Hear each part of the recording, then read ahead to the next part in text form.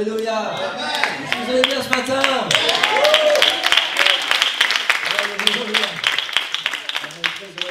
Très heureux de pouvoir partager ces bons moments, ce 23e anniversaire ensemble. Amen. Je me réjouis de vous voir et puis de voir des familles merveilleuses. Vous avez des beaux visages, vous êtes beaux. Amen. Amen. Dis mon voisin, t'es beau, t'es belle. Oui, oui. Amen.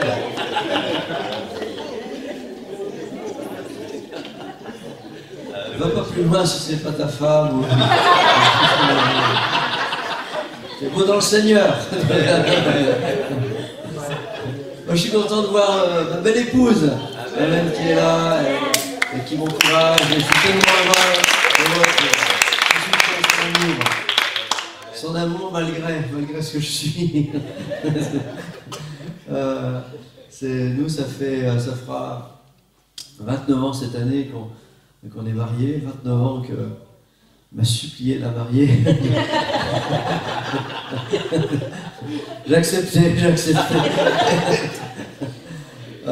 Merci Seigneur pour la grâce de Dieu, pour sa puissance. Alléluia. Je me sens bien ici.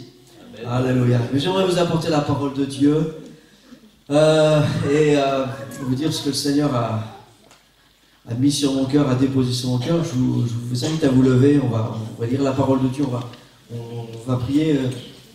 On est dans cette série de messages. On a commencé hier dans cette série Si quelqu'un a soif. On a pris les paroles de Jésus et simplement un court rappel dans Jean 7,37. On a lu hier le dernier jour, le grand jour de la fête. On a vu que c'est la fête des Soukotes, la fête des cabanes. Jésus se tenant debout s'écria: si quelqu'un a soif, qu'il vienne à moi et qu'il boive. Et celui qui croit en moi, des fleuves d'eau vive couleront de son sein, comme dit l'Écriture. Amen, ça c'est une promesse. Hein. Il dit de cela de quoi? De l'esprit que devaient recevoir ceux qui croiraient en lui. Alors on a vu que c'était le dernier jour, et le dernier jour de la grande fête des Soukotes, il y avait une procession, la procession de l'eau. Les gens construisaient des cabanes chez eux, des moments de convivialité, mais dans le temple, c'est un grand moment de fête où il y avait cette procession de l'eau que l'on versait sur l'autel des holocaustes et qui faisait monter une fumée vers le ciel, une immense colonne de fumée qui symbolisait déjà la présence du Seigneur dans le tabernacle dans l'Ancien Testament.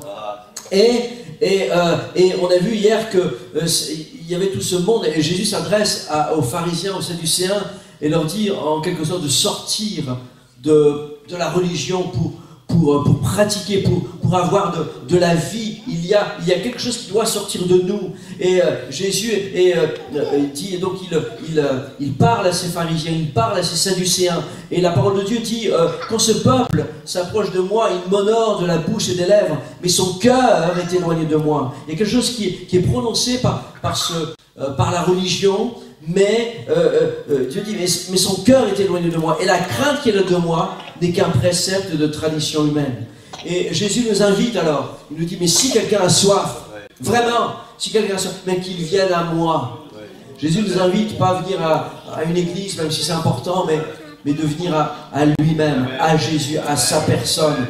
Alléluia, venez à moi, dit Jésus, vous tous qui êtes fatigués et chargés, et je vous donnerai le repos. Amen, si quelqu'un a soif, qu'il vienne à moi. Amen, prions le Seigneur, amen, pour la parole ce matin. Seigneur, alors que nous allons, Seigneur Jésus, partager ta parole, Seigneur, nous voulons, Seigneur Jésus, te prier de bénir les instants que nous allons avoir, Seigneur. Ouvre nos cœurs, oh, ouvre notre entendement, ouvre, Seigneur Jésus, oh, Seigneur, nos cœurs pour que nous puissions recevoir de toi, Seigneur, ce que tu veux mettre, Seigneur, ton esprit, ta puissance, ton onction. Merci, Jésus. Oh, merci, mon Dieu, pour tout ce que tu feras. Oh, nous te bénissons, Père éternel, dans le nom de Jésus. Alléluia. Amen. Amen, amen. Gloire au Seigneur. Vous pouvez prendre place, soyez bénis. Alléluia. Est-ce que vous avez déjà vécu une expérience où les gens s'endorment dans l'église? Vous avez déjà vécu ça? Moi je me souviens qu'un pasteur, un ami pasteur m'avait dit, tu sais quoi, Denis, fais pas attention, mais quand tu vas prêcher, il y en a un dans l'église qui s'endort tout le temps. Il s'endort tout le temps, c'est à chaque fois son moment. Il s'endort tout le temps. Et moi, mon défi, ce jour-là, c'était de l'empêcher de dormir. En fait, j'avais comme un défi dans mon cœur, c'est peu importe ce que j'allais dire, peu importe pour les autres, moi j'avais qu'un seul défi, c'était l'empêcher de dormir. Et dès que je voyais la personne commencer à fermer les yeux, je disais Alléluia. Pousse ton voisin, dis-lui quelque chose, etc. C'était. Mais le pire, moi j'ai vécu une expérience, c'était quand le pasteur lui-même s'entend dans l'église.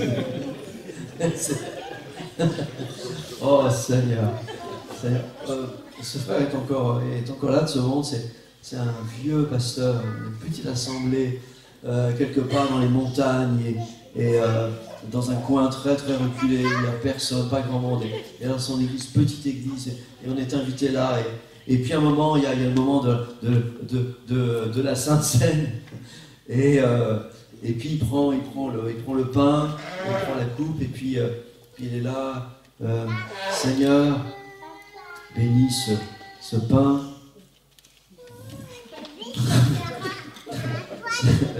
Seigneur, bénis cette coupe. Et puis on se regardait avec CHK. C'est pas vrai, il dort pas. Il dort pas, il est en train de parler, il dort pas, il peut pas dormir. Le pauvre, il était tellement âgé. Il s'endormait avec. Oh, petit Seigneur. Je pense à lui ce matin, je dis Seigneur, bénis-le. Restaure-le, Seigneur. Mais le pire, c'est que moi, je dois vous avouer aussi une chose, c'est que j'ai déjà dormi dans l'église. Je dois vous le confesser. Maintenant, j'avais 7-8 ans. J'avais 7-8 ans, et c'était dans ces moments où on était dans l'église dans le nord de la France, là d'où vient votre pasteur, son épouse. Et dans l'église de Oisier, il y avait, là, dans cette église, il y avait, je me souviens de ça, c'est resté gravé dans ma mémoire, des moments de prière, des réunions de prière. Les gens venaient, je ne sais plus à quelle heure ça débutait, c'était 19h, 20h, peu importe, mais les gens venaient prier, et ils priaient, il y avait des chants, et après ça partait en louange, et le Seigneur déversait de son esprit, les gens parlaient en langue, il y avait une effusion d'esprit, et les gens venaient de partout, de l'Est de la France, pour venir jusque-là, pour recevoir qu'est-ce qui se passe là, dans cette église, la puissance de Dieu. Les gens, en fait, ne dormaient pas. Il y a des gens qui arrivaient là, qui priaient jusqu'à 2, 3 heures, 4 heures, 5 heures du matin, et ensuite ils allaient directement au travail. Il y avait une onction de Dieu, une puissance de Dieu, et moi je dormais. Mais je me souviens, j'ai en mémoire de ces choses-là. Et laissez-moi vous dire que oui, c'est possible de dormir alors que la présence de Dieu est là. Et tout dépend en fait le cœur. Moi, je n'avais pas le cœur à 7-8 ans, j'en avais rien à faire. Moi, je voulais dormir. Voilà, mais j'étais là, je suivais les parents, la famille, et puis on était là. Il y avait une onction de Dieu, des hommes et des femmes en feu pour Dieu. Et ce matin, j'aimerais vous parler de la présence de Dieu. De la présence et de l'onction de Dieu. Lorsque Dieu est là. Amen. La présence de Dieu est... Jésus a dit, mais si quelqu'un a soif, alors des fleuves d'eau vive vont couler. Et il y a dans la Bible un psaume qui nous parle de la présence de Dieu. Et c'est le psaume 84. Et le psaume 84 nous dit ceci, au chef des chantres, sur la guitite. On va se dire que ce matin c'était génial, la musique, la louange, l'adoration. Mais je trouve qu'il manquait la guitite. Vous ne trouvez pas qu'il manquait la guitite? Je ne sais pas ce que c'est la guitite. La guitite, tout ce qu'on sait de la guitite, c'est que c'est peut-être l'ancêtre de la guitare. Mais en tout cas, ce que l'on sait, c'est que c'est un instrument qui était là pour la louange et qui vient de la ville de Gath. Et d'où le nom, la guitite. Et ce psaume, au chef des chants sur la guitite, des fils de Corée. On va voir qui sont ces hommes-là, mais tout à l'heure, mais ces hommes-là, ces fils de Corée, j'aimerais vous dire que c'est pas des Coréens. C'est pas des Coréens. C'est les fils d'un gars qui s'appelait Corée. Et c'était des lévites, c'était des musiciens, c'était des adorateurs, c'était comme les chantres là qui étaient là tout à l'heure, c'était des gens qui étaient consacrés à la louange, des gens qui aimaient le Seigneur, des gens qui aimaient la présence de Dieu. Et ils sont auteurs de 11 psaumes. Ce sont des compositeurs, ils ont composé 11 psaumes que l'on voit dans la Bible. Et ces hommes étaient consacrés pour le service du tabernacle, du temple. Ils se tenaient près du lieu très saint, à l'endroit où se manifestait la puissance de Dieu. Amen. C'était des gens consacrés. Ils étaient là dans la présence de Dieu. Et le psaume commence ainsi. Que tes demeures sont aimables, Éternel des armées. Oh, que tes demeures sont aimables. Je ne sais pas si vous aimez ce lieu, si vous aimez ce lieu magnifique, un lieu dédicacé à la présence de Dieu, un lieu dédicacé à l'onction de Dieu, un lieu dédicacé. Oh, Seigneur, que tes demeures sont aimables. Même si nous sommes le temple du Saint-Esprit, mais il y a un lieu où nous rencontrons le Seigneur. Il y a quelque chose, il y a une présence. Et le mot ici, demeure, en hébreu, c'est le mot Mishkan. Et le mot Mishkan, c'est le lieu de sa présence, lieu de résidence. C'est le même mot qui est utilisé pour le mot tente d'assignation. Le mot tente d'assignation, c'est le mot Mishkan. C'est et les psalmistes disent ici, mais que tes demeures sont aimables. Et à ce moment où est écrit le psaume, il y a juste 3 rois en Israël. Il y a eu le roi Saül. Et vous savez ce qu'il a fait, le roi Saül, lui? Il a abandonné l'arche de l'Alliance. Dans le lieu très saint, il y avait l'arche de l'Alliance, le symbole de la présence de Dieu. Symbole de la présence de Dieu. Et lui, Saül, il a abandonné l'arche. Il a laissé l'arche de côté. Et pendant son règne, il y a eu toute une mort spirituelle. Il y a eu tout un déclin en Israël.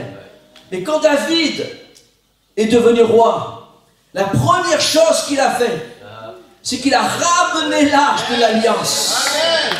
Il a ramené ce qui symbolisait la présence de Dieu. Et il a ramené là, dans le temple. Et il ramène l'arche de la présence de Dieu. Et à ce moment-là, c'est un moment de fête, un moment de joie. Et cette fête a amené le réveil. Et ils étaient heureux. Et la Bible dit, comme l'arche de l'Éternel entrait dans la cité de David, Michal, fille de Saül, regardait par la fenêtre et voyant le roi David sauter et danser devant l'Éternel, elle le méprisa dans son cœur. Et ça va vous dire que David, lui, vivait quelque chose d'extraordinaire. Il savait que ça symbolisait la présence de Dieu dans le tabernacle. Là, Dieu se manifestait. Quand Dieu se manifestait, il y avait là, Dieu se manifestait à cet endroit-là, sur cet objet-là, quelque chose qui était consacré à la présence de Dieu. Et David le ramène. Et lui, ça le met en joie, ça le met en fête. Son cœur est en fête. Alléluia. Amen. Il y a quelqu'un qui le méprise. Son épouse le méprise. Ça veut dire que si vous ne vivez pas quelque chose comme quelqu'un d'autre, mais ne méprisez pas. Ne méprisez pas. Peut-être que ce n'est pas le moment pour vous. Peut-être que vous allez vivre des choses plus tard. Mais ne méprisez pas quelqu'un qui saute, qui danse, quelqu'un qui vit quelque chose. Michal, à partir de ce moment-là, elle est devenue stérile. Elle est devenue stérile. Parce qu'elle a méprisé ce qui semble la démonstration de joie lorsque la présence de Dieu arrivait. Oh Seigneur, donne-nous d'apprécier d'apprécier ta présence, Seigneur. Et ensuite, Salomon, quand Salomon a succédé à David, lui, il est allé plus loin. Il a construit le temple. Et quand il a construit le temple, ils ont fait une dédicace. Salomon a restauré le ministère des Lévites. Il a restauré le ministère de la louange. et ils ont fait une dédicace qui équivaut à une soirée de réveil, à un moment de réveil. Et la Bible nous dit que lorsque Salomon eut achevé de prier, le feu du ciel descendit et consuma l'holocauste et les sacrifices, et la gloire de l'Éternel remplit la maison, et les sacrificateurs ne pouvaient entrer dans la maison de l'Éternel, car la gloire de l'Éternel remplissait la maison, et tous les enfants d'Israël virent descendre le feu et la gloire de l'Éternel sur la maison. Symbole, c'est ça qu'on voit au jour de la Pentecôte, le vent, le feu, la gloire de l'Éternel. Et ils s'inclinèrent le visage contre terre sur le pavé, et se prosternèrent, louèrent l'Éternel en disant: car il est bon, car sa miséricorde dure à toujours. Alléluia.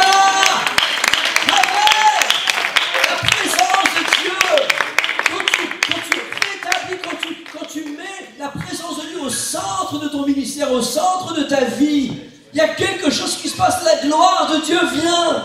Alléluia. Moi je me souviens des moments avec Snezka. Snezka se souvient de ça.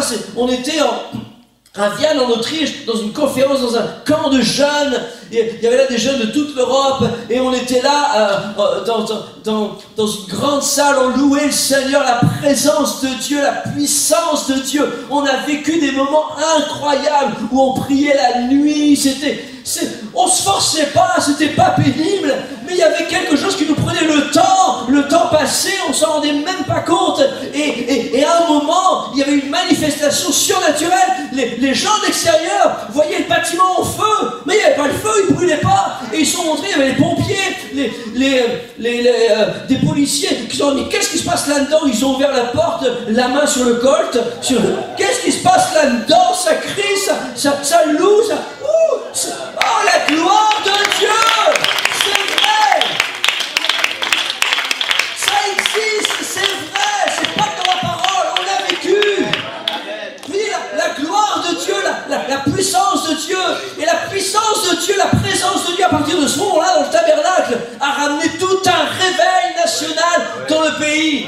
Oh, Jésus dit: si quelqu'un a soif, des fleuves d'eau vive vont couler, des fleuves d'eau vive vont couler. Il y a quelque chose.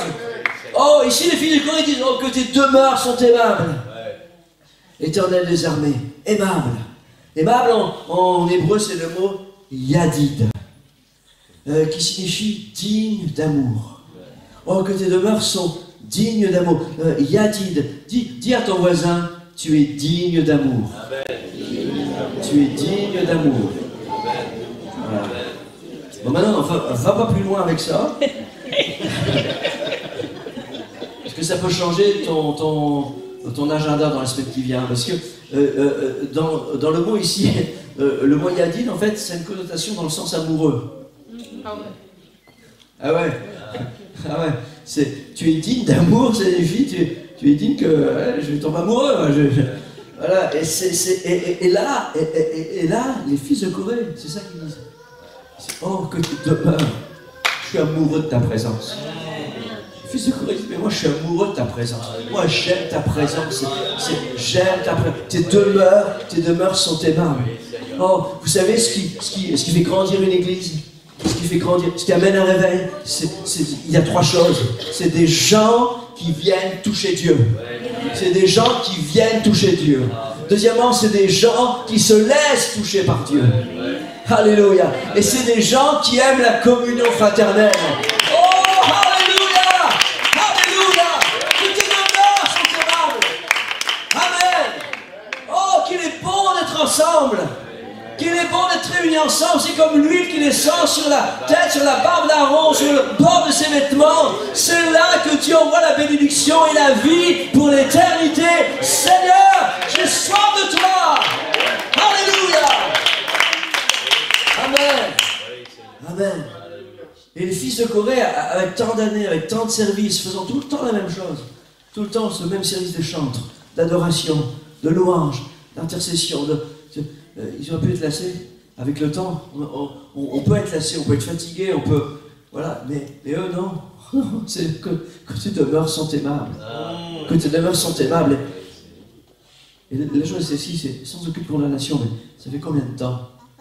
Ça fait combien de temps? Si tu as été baptisé Saint-Esprit, ça fait combien de temps que tu n'as pas parlé de nouveau en langue?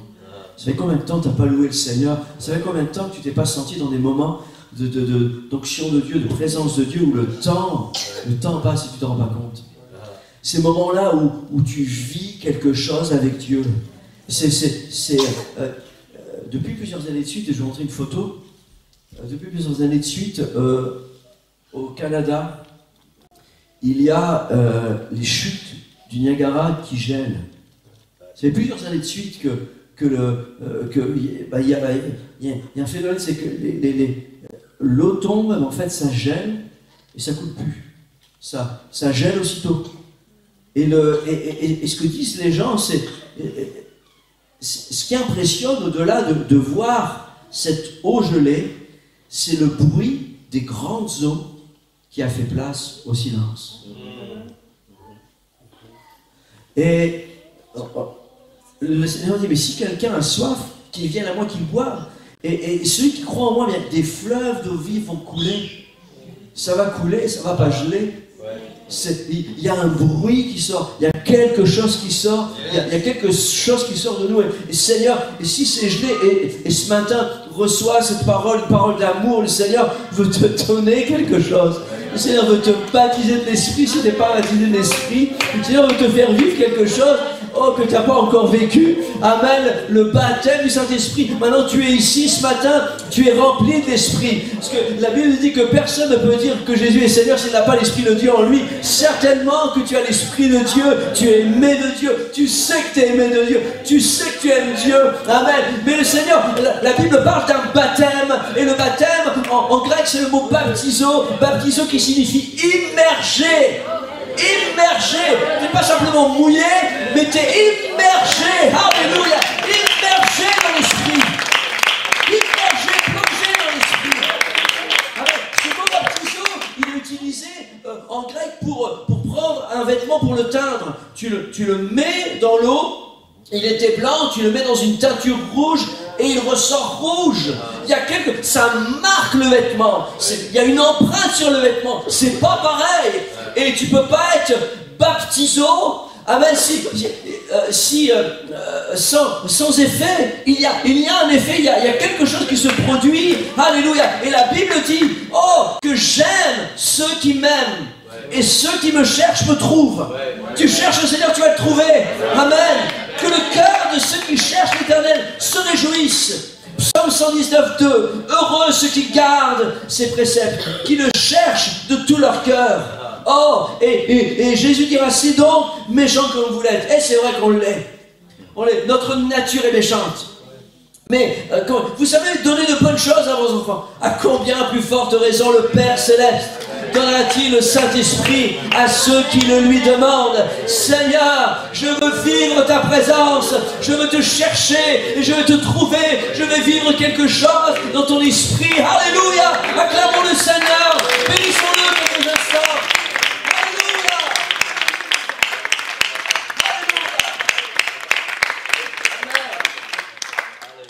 Moi, parfois, je reçois des personnes dans le bureau et puis ils me disent, pasteur, moi je ressens rien. Je ressens rien, je viens de l'église, mais je comprends pas. Je ressens rien, je dis, mais c'est quoi tes journées? Raconte-moi ta journée. Ben, je me lève, je mange, on va au travail, je reviens, je regarde la télé, Facebook, voilà, et puis je me couche, et puis voilà. Et je dis, et c'est comme ça tout le temps? Ben oui, c'est comme ça. Et quand est-ce que tu prends un moment avec Dieu? Je prie, Seigneur bénis ses aliments, Seigneur bénis ses aliments le matin, Seigneur bénis ses aliments le midi, Seigneur merci pour ses aliments le soir. Ouais, mais ok, mais quand est-ce que tu as un moment avec le Seigneur? Tu dois comprendre qu'il y a dans la relation avec Dieu, il y a ce qu'on appelle la louange. Oh, c'est merci. Merci pour le repas, merci pour ce que tu m'as donné, merci. Seigneur, merci pour toutes choses. Mais la Bible parle de l'adoration. Quand on chante « Je louerai l'Éternel de tout mon cœur », on loue le Seigneur, on dit merci. Okay. Je suis un conquérant, ok. Donc ça dope notre âme, etc. Mais ça, c'est pas de l'adoration, ça c'est de la louange. Mais la Bible parle de l'adoration. L'adoration où c'est plus concentré sur moi, c'est plus concentré sur mes besoins, c'est plus concentré sur donne-moi, c'est plus concentré sur fais-moi du bien, guéris-moi, transforme-moi, élève-moi, prends soin de moi, etc. Non, c'est pas ça. C'est ce moment où tu es là et tu adores Jésus. Seigneur, je t'adore, je me prosterne devant toi. Je suis en révérence devant toi. Oh Seigneur, je te loue, je te bénis, je t'adore. Seigneur, je viens dans ta présence, je suis plus digne, Seigneur Jésus, mais tu m'as rendu digne. Oh Seigneur, tu m'as lavé, Seigneur, je t'adore. Et oh, Saint, Saint, Saint est l'Éternel. Et à un moment, ton esprit part en adoration, en louange, tu commences à parler en langue. Amen. C'est quelque chose qui vient naturellement, c'est quelque chose qui est en toi. Amen. Que Dieu te donne. Amen. Et il te baptise et tu es rempli, mais il y a un moment où tu es baptisé. Et laisse-moi te dire que c'est pas n'importe quoi. C'est pas, c'est quelque chose que Dieu te donne. C'est une langue céleste, c'est la langue des anges. C'est quelque chose que Dieu te donne. Alléluia. Mais tu peux pas le dire, tu peux pas le prononcer, tu peux pas. Si tu veux tout maîtriser, et essayer de dire merci et thank you. Dire les deux langues en même temps. Ça bug, hein? Ça marche pas. Tu dis soit merci, tu dis soit thank you. Et le Saint-Esprit, quand il veut s'exprimer, si tu veux tout maîtriser, il y a un moment ça marche pas. Laisse-le parler, laisse-le agir. Des fleuves d'eau vive vont couler. La puissance de Dieu va couler dans la présence de Dieu. Alléluia. Oh mes frères et sœurs, chérissez la présence de Dieu. Continuez de louer, d'adorer comme vous le faites. C'est là que Dieu se manifeste. Il y a une onction, il y a une puissance. Aimez la présence de Dieu. Que tes demeures sont aimables, disent les fils de Corée. Il y a un autre exemple dans la parole de Dieu, dans Exode 33, verset 7. C'est l'exemple où Moïse prit la tente et la dressa hors du camp, à quelque distance. Il appela tente d'assignation, lieu de sa présence, Mishkan. Et tous ceux qui consultaient l'Éternel allaient vers la tente d'assignation qui était hors du camp. Et verset 9, et lorsque Moïse était entré dans la tente, la colonne de nuée descendait et s'arrêtait à l'entrée de la tente. Et l'Éternel parlait à Moïse. Et tout le peuple voyait la colonne de nuée qui s'arrêtait à l'entrée de la tente. Et tout le peuple se levait, se prosternait à l'entrée de la tente. Se levait, se prosternait. Et l'Éternel parlait avec Moïse face à face. Oh, je ne sais pas si vous réalisez ce qu'on est en train de lire. Et comme un homme parle à son ami, puis Moïse retournait au camp. Mais son jeune serviteur, Josué, fils de Nun, ne sortait pas du milieu de la tente. Vous voyez ce qui se passe? Ce qui se passe, c'est qu'il y a tout le peuple qui est là et qui se lève, qui adore, qui voit la colonne, qui voit la présence de Dieu venir sur le tabernacle. Et il y a là juste Josué, le serviteur de Moïse, qui est là, et lui, il entend tout. Le peuple est là, il voit quelque chose de loin, il se prosterne, ils ont la crainte de l'Éternel. Et là, Josué, lui, il est là, et il entend tout. Il entend l'Éternel parler à Moïse face à face, il entend dire des choses. Et lui, il est là, il est tout près de la présence de Dieu. Il n'est pas dedans, mais il est là, et il se tient juste à l'entrée, et puis il écoute, et quand Moïse s'en va, Josué dit, mais moi je pars pas, moi je reste là, je suis trop bien dans la présence de Dieu, je suis trop bien dans la présence. Non, ne me retire pas ton esprit, Seigneur, ne me rejette pas, Seigneur, je veux rester là dans ta présence, parce que c'est là qu'on est bien, c'est là qu'on vit les choses. Alléluia, il y a quelque chose de plus, puisque tu as vécu jusque-là, et tu le vis dans la présence de Dieu. Amen, amen. Les fils de Corée disent, un autre cantique, le psaume, ils disent, comme une biche soupire après des courants d'eau, mon âme soupire après toi. Mon âme a soif du Dieu vivant. Si quelqu'un a soif, oh, quand irai-je et paraîtrai-je devant la face de Dieu? Mes larmes sont ma nourriture nuit et jour. Pendant qu'on me dit, sans cesse où est ton Dieu? Je me rappelle avec effusion de cœur quand je marchais. Vous savez ce que les fils de Corée disent là? Ils vivent un moment d'attaque. Ils vivent un moment de de difficultés. Ils sont moqués, ils sont combattus, et des moments de... ils sont dans la vallée, et ils disent, mais Seigneur, mais moi, mon âme a soif de toi. Et ils disent ensuite, je me rappelle avec effusion de cœur quand je marchais entouré d'une foule, quand je m'avançais à sa tête vers la maison de Dieu, au milieu des cris de joie, des actions de grâce, d'une multitude en fait. Tu sais quoi? Tu as besoin de vivre des choses dans la présence de Dieu. Parce que le jour viendra où tu auras des difficultés, tu seras dans la vallée, il y aura des combats, il y aura des luttes, parce que la vie c'est comme ça. Tu auras besoin de te rappeler.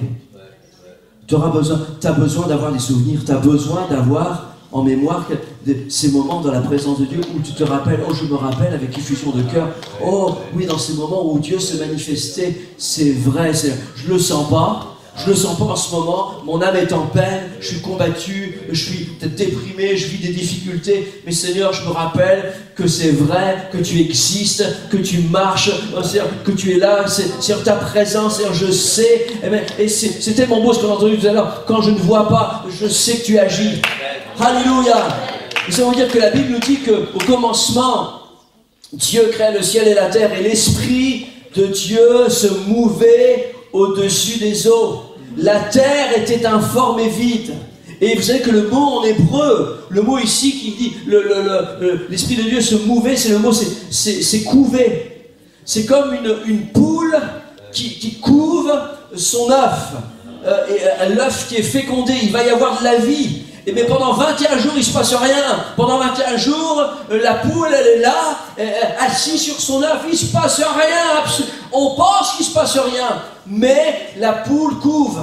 Et l'Esprit de Dieu couve. On pense qu'il ne se passe rien sur la terre, elle est informe et vide. Mais l'Esprit se meut. L'Esprit bouge. L'Esprit couvre. Allez, il y a quelque chose qui va arriver. Il y a une vie qui va arriver. Il y a quelque chose qui va arriver. Le temps, amen, où la vie va émerger. Alléluia. C'est ça qui se passe. Tu as besoin de te rappeler. Tu as besoin d'avoir des moments avec Dieu comme ça, où tu te rappelles, avec effusion de cœur, comment c'était.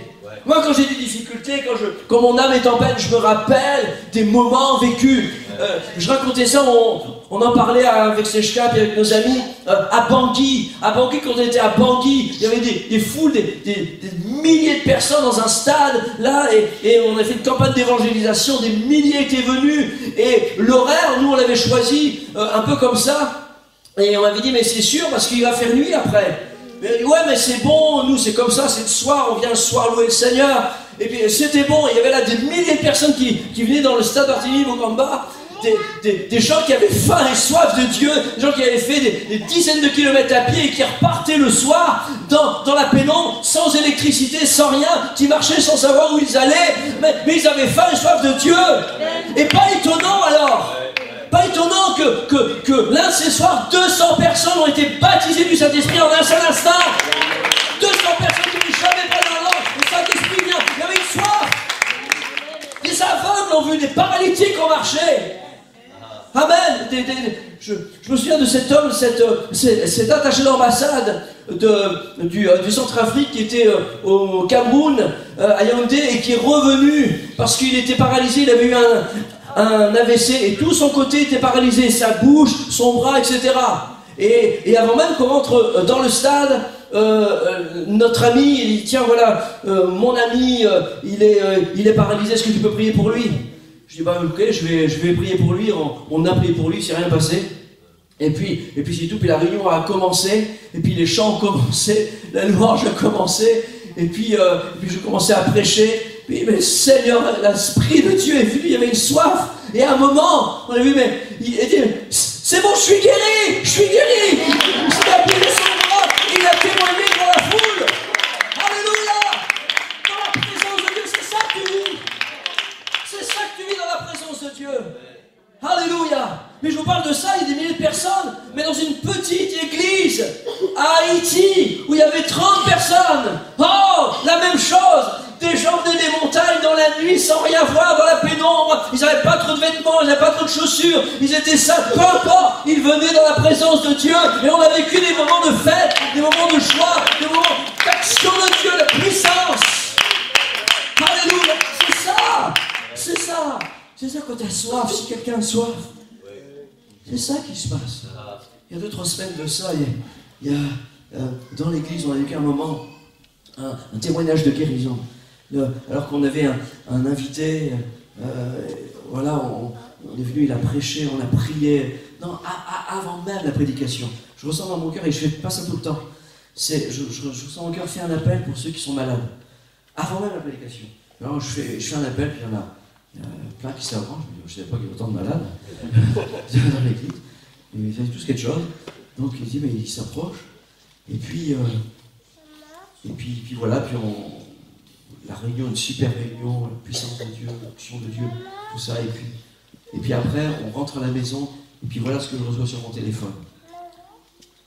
Il y avait cette petite fille là, qui s'appelle Sephora, qui était couverte d'eczéma depuis plusieurs jours, plusieurs semaines, des plaques sur le visage, des plaques sur le corps. Elle a été voir le médecin, rien ne pouvait la guérir. Ils avaient essayé plein de choses. Tu peux être... Et là, je reçois ce message sur mon téléphone. Bonjour, c'est Manu, excuse-moi de te déranger.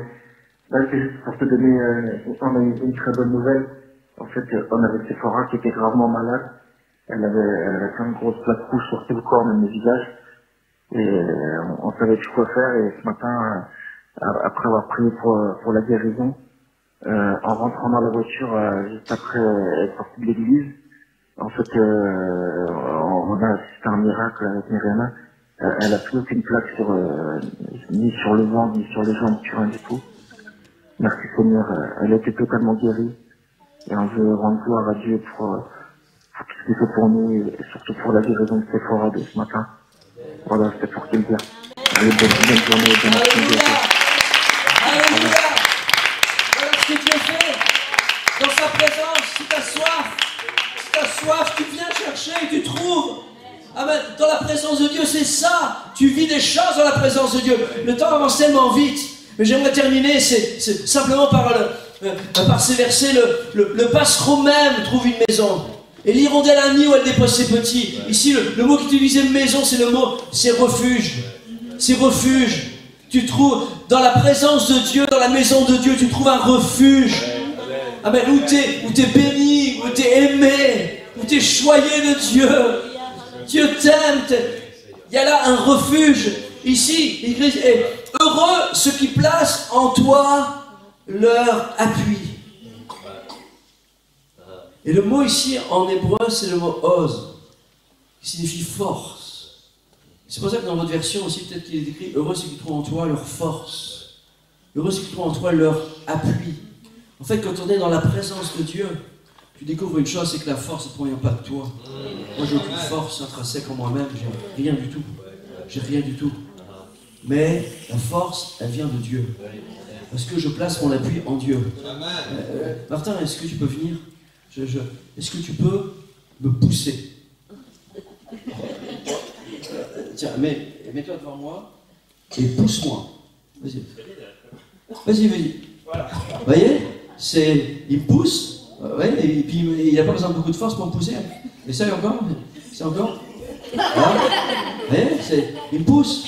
Mais si je trouve un appui, pousse-moi maintenant. Pousse-moi maintenant. Pousse-moi. Pousse-moi. Allez, Martin.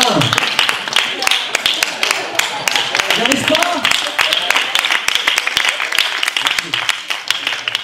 Merci beaucoup, Martin. Parce que j'avais un appui. Et la force, elle ne provient pas de moi. La force, elle provient de l'appui que j'ai ici. Amen. Quand tu es dans la présence de Dieu, oh, heureux ceux qui placent en toi l'appui. Tu trouves une force en Jésus. Alléluia.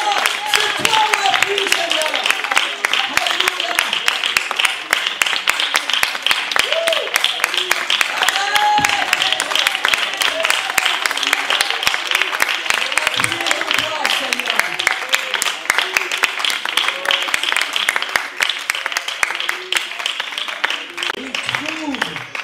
Dans leur cœur, des chemins tout tracés. Ce qui décourage les gens, c'est quand ils tournent en rond. Quand ça ne marche pas, ils ne savent pas. C'est quel chemin, Seigneur? Je ne sais pas. Ouais, ils essaient plein de choses. Dans la panique, ils partent, ils reviennent, et ils s'en vont, et ça discute, ça murmure, ça ceci. Et ça ne marche pas. Et quand tu restes dans la présence de Dieu, quand tu cherches la présence de Dieu, le Seigneur dévoile à ton cœur des choses que tu n'avais pas vues. Ce n'est pas des chemins à défricher, c'est pas des chemins... Non, c'est des chemins qui sont déjà tracés. Tu t'en rends pas compte. Ils étaient là, tu ne les as pas vus. Mais c'est des chemins tout tracés. Des chemins qui existaient déjà. Oh, c'est beau. Lorsqu'il traverse la vallée de Baca, c'est la vallée des pleurs. Baca, c'est pleurs. Il la transforme en un lieu plein de sources. Et la pluie la couvre aussi de bénédictions. Et leur force augmente pendant la marche. C'est fou. C'est incohérent, c'est pas possible. Habituellement, quand tu marches, tu te fatigues. Plus tu marches, plus tu te fatigues. Tu es en forme, tu fais une randonnée, tu marches, et puis à un moment, tu es fatigué. Mais non, dans la présence de Dieu, ça ne marche pas comme ça. Dans la présence de Dieu, alléluia, pendant la marche, ta force augmente. Ta force augmente. Ta force augmente. Alléluia. Laisse-moi te dire que tu iras beaucoup plus loin avec la présence de Dieu qu'avec le talent. Tu iras plus loin avec la présence de Dieu que la connaissance. Tu iras plus loin avec la présence de Dieu que l'expérience. Tu iras plus loin avec la présence de Dieu que le diplôme ou l'argent. Tu iras plus loin. Rien ne remplace la présence de Dieu. C'est pour ça que les fils de Corée disent: mieux vaut un jour dans tes parvis que 1000 ailleurs. Rate pas un moment de la présence de Dieu. Tu sais quoi, il y a des gens qui ratent tellement de choses. Tellement de choses. Moi j'ai des gens qui n'étaient pas là le dimanche où on a eu plusieurs guérisons. Et maintenant, est-ce que vous pouvez prier pour moi? Dans ma chair, j'ai envie de dire non. Tu n'avais qu'à être là. Mais ça, c'est ma chair. Tu n'avais qu'à être là. Viens que je t'impose les mains. Bien sûr que je vais prier pour toi. Je peux te dire qu'il n'y a pas un moment particulier où Dieu agit, puis d'autres il n'agit pas. Amen. Dieu peut agir tout le temps. Amen. Dans ta chambre, partout, tout le temps. Dieu t'aime. Dieu t'aime et Dieu va agir. Mieux vaut un jour dans tes parvis. Et c'est pour ça qu'il dit ici: je préfère me tenir, comme Josué. Je préfère me tenir sur le seuil de la maison de mon Dieu plutôt que d'habiter sous les tentes de la méchanceté. Je préfère habiter. Ça part des gens peut-être qui font l'accueil. Des gens qui sont là à la porte. Vous savez, quand tu es à l'accueil, quand tu sers, tu vis pas la même chose. Tu es là, tu regardes, s'il y a un besoin, tu accueilles, etc. Tu vis pas le même moment de louange, tu vis pas les mêmes choses. C'est comme dans un concert de louange, etc. Tu as un groupe, tout ça, tout le monde se réjouit. Puis toi, tu es là, tu es au seuil. Et tu sais, je préfère, les fils de Corée disent: mais moi je préfère quand même. Tant pis, je préfère être sur le seuil de la porte de la maison d'Éternel plutôt que d'être sous la tente avec des méchants. Oh, je préfère être là, même à la porte. Ah, le temps viendra où cette église sera remplie, il y aura des gens à la porte, ce sera peut-être toi. Souviens-toi de ce moment. Je préfère me tenir à la porte que de en place, parce que tu arrives en retard. Mais je préfère quand même être là que d'être sous les feuilles, sous la tente de la méchanceté. Amen. Oh. Et pour terminer, j'ai loupé plein de choses, mais j'invite les chantres. J'invite les chantres et les musiciens. Et pour terminer ici, car l'Éternel, Dieu, est un soleil et un bouclier. Et l'Éternel donne la grâce et la gloire. Il ne refuse aucun bien à ceux qui marchent dans l'intégrité. L'Éternel des armées, heureux l'homme qui se confie en toi. Dans la présence de Dieu, tu retrouves un avenir. Peu importe ton passé. Peu importe ton passé. Peu importe ce que tu as vécu. Quand on regarde ici les fils de Corée, je veux dire quelque chose, mais j'espère que vous allez comprendre, parce que il faut beaucoup d'années d'études de théologie pour comprendre ça. Le Seigneur nous aide à comprendre. Les fils de Corée, vous écoutez, c'est une grande vérité. c'était les enfants d'un gars qui s'appelait Corée. Non, il n'y a rien d'autre à comprendre. Mais qu'est-ce que ça veut dire? Parce que Corée, quand on regarde dans la parole de Dieu, Corée, quand on parle de Corée, on parle de révolte. On parle de la révolte de Corée dans Jude. Chapitre 1er, on parle de la révolte de Corée. À chaque fois qu'on pensera à rébellion, méchanceté, quelqu'un un diviseur, quelqu'un un méchant, quelqu'un qui a fait du mal, on pensera à Corée. Des versets vont sortir quand on exposera une situation comme ça, de division, on parlera de Corée. Mais là, on nous parle des fils de Corée.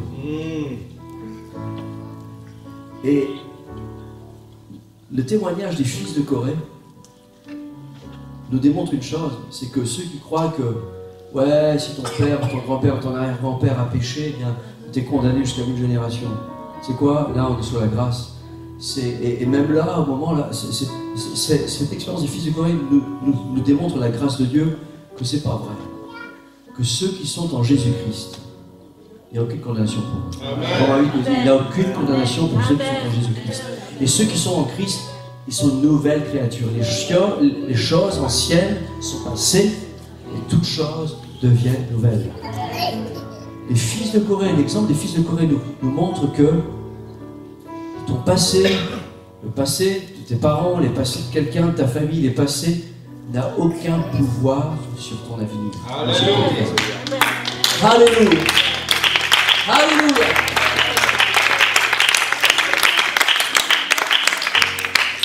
Parce que l'Éternel est un bouclier. Laisse-moi dire que l'Éternel est un bouclier. C'est pour ça que c'est important de reconnaître Jésus, que Jésus vienne en toi. Parce que Jésus, en tant que Fils de Dieu, quand Dieu te voit, pécheur, voilà, mais si tu as Jésus, nous avons un avocat auprès du Père. C'est-à-dire que tu es caché en Christ. Tu es caché en Christ. Et Dieu te voit à travers Christ. C'est ça qu'il est dit. Dieu te voit. L'Éternel est un bouclier. Il est un bouclier. Il te protège. J'ai entendu l'histoire une fois de cette ferme qui avait brûlé. Tout avait brûlé. Un incendie avait pris feu. La ferme, la grange, la maison, tout avait pris feu. Les animaux étaient calcinés. Et les pompiers, quand ils sont arrivés là. Il y a un endroit où il y avait le poulailler. Ils sont arrivés et puis ils ont vu une poule qui était là totalement calcinée. Puis ils se sont posé la question, mais comment ça se fait qu'elle n'est pas partie? Puis machinalement, avec leur bâton, ils ont pris la poule, ils l'ont bougée. Et quand ils l'ont bougée, il y avait des petits poussins en dessous de cette poule. Et qui piaillaient, qui étaient là, qui étaient vivants. Laisse-moi vous dire que Jésus-Christ a pris ta place. Il a payé. Il a pris ta place, il a pris ta faute. Il est mort à ta place, il a été sacrifié. Oh, pour que nous ayons la vie éternelle. Voilà pourquoi il a un bouclier. Et dans sa présence ce matin, tu peux te confier. Je t'invite à te lever. Amen. Amen. Que nous puissions dans les derniers instants de cette réunion élever nos mains vers le Seigneur et lui rendre grâce pour qui il est. Parce que nous pouvons vivre dans sa présence. Oh, sa présence est précieuse. L'onction de sa présence, sa puissance. Oh, il guérit, il sauve, il relève. Peu importe 2016, peu importe la faillite en 2015, peu importe les problèmes en 2016, peu importe l'abandon en 2017, peu importe les vallées en 2018, mais 2019 est une année de la présence de Dieu, une année de percée, une année d'onction, une année de bénédiction. Oh, il y a un bouclier qui est là, l'Éternel te protège, il te bénit, il te couvre de ses ailes, il prend soin de toi, parce qu'il t'aime. Merci Seigneur pour ta présence.